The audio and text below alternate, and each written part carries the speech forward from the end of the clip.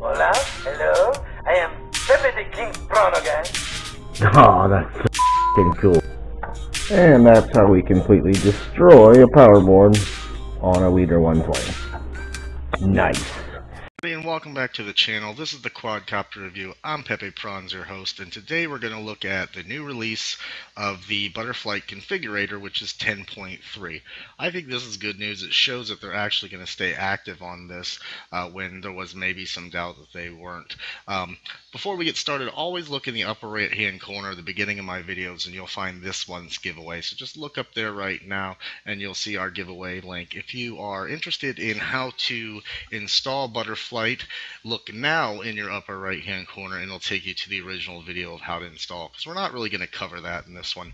This one we're just looking at the few upgrades they did in this release, which there isn't a lot, so this is going to be a short video, but like I said, it does show promise for moving forward. So you can go to butterflight.co, scroll down the page. Of course, you can have never been here before, you can read about it. It's very similar currently to the BetaFlight Configurator. However, this branch uses the Kalman filter. You will see a little bit further down the page there are some recommended settings, and what you do with those recommended settings is you copy the first little chunk down to the first save, and then you would enter that into your CLI and press enter. Then you copy the second part starting at set gyro down to the save, put that in your CLI and press enter. And that'll get you the recommended settings to start with. And from there you can begin to experiment with things and check places and figure out which way you want to go. So moving on, you just click the Get ButterFlight Configurator. It's going to take you to what I believe is the GitLab. Well, in this particular case it didn't, but you see all the files right here. You have your configurator for 64 AMD, your configurator for Linux, your configurator for Mac, your configurator for 32-bit Windows, and for 64-bit Windows. And there's some other little things here you don't need to worry about. In my case, I'm using 64-bit. You follow that link and you can download the file right here.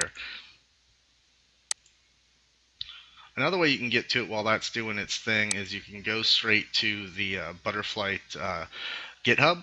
And that is right here, github.com, ButterFlight, whack ButterFlight Configurator releases. And I'll leave that up for a second so you can see it. And that'll take you right here where you can see all the current releases. And just like you saw there, we have our different versions for download. So once we've got it, as you can see down here, you would install it just like I showed you in the previous video. I do always recommend to anyone, before you install a new piece of software, uninstall the previous version. On the GitHub, you can find the release notes, and that's going to be right here. And you can see in this release that there's some UI fixes and some additional new features. They've fixed the legacy smart audio feature, so you don't have to use it in the CLI. They've added Black Box Explorer right into the application, which you can see. This may not be important to you, but they're using the Hilo Spring firmware, is now downloaded directly. And the ButterFlight OSD font is packaged in by default, instead of that file you saw before that you would have to put in manually. They fixed some UI issues. I don't know if you noticed, if you used it or not, or if those who didn't. You would get to the bottom and you'd try to scroll down to hit save and be either off the page or covered and you couldn't get to it. It was kind of a pain in the ass to get to, but that's all fixed up now and I have checked that. And they fixed the BBE to properly recognize ButterFlight firmware, and that's when you're plugging in. So that's what's going on in this one. Like I said, not a whole lot. We can take a peek and show you the few features. Again, here in the beginning, like I said, the code's not there for you to copy nice and easily into your CLI from the home welcome page, which was nice if you needed to load it. But so here we have our drivers are still there. Everything is the same on this page. Documentation and support, if you've never clicked it, it's interesting because you can check out the wiki, you can check out the release notes, you can see the thread, you can see Bardwell's videos, but why would you watch those? Because you're watching mine. Well, if you wanted to geek out hard, I guess you could. And we have the GitHub and the ButterFlight devs on Slack if you want to try to chat them up. The firmware flasher still remains the same. It doesn't mention anything about any more boards added that weren't there, so I can't really talk about that. And then here's the Black Box Explorer, where you can open a log file and read it straight off of this system instead of trying to do it separately. So that's pretty interesting stuff. I have a tendency not to save black box files, just a number. So really, for me, I'm not really looking at that right now. But for any of you guys, if this is important, feel free to comment below about utilization of this and how it changes anything for you. So if we go into it as normal, like I said, there's not a whole lot new going on here, but we'll take a peek page by page. Obviously, it doesn't look like Raceflight yet or anything like that. But we've got our, ports, our configuration is the same. There's not really much going on here that's big and different. Same. Failsafe, same. Bit tuning, same. Just if you ever do this, remember to make sure you check your filter settings, and these notch filters are off if you're using the filter. Let's see what else we got here. Receiver sections all the same. Mode sections the same. Adjustments are the same. Motors are the same. OSD is the same. We have LED strip, same. Sensors are the same. Tethered, black box. And of course CLI is the same. So as I mentioned, there's not a whole lot going on other than some fixes, as I mentioned. Let's see here. I'll show you that. Like down in PID tuning, this page was always a bastard for me. Like these save buttons were down here off the page, so it was kind of difficult to get to them. But now, as you can see, everything is staying in place nicely. So that's a big improvement on the UI, and at least, again, as I said, it just shows you that they are paying attention to UI and so on. Now, even the devs themselves are asking, if you have issues, get onto, and that link was there, I showed you here in the configurator, if you need to disconnect.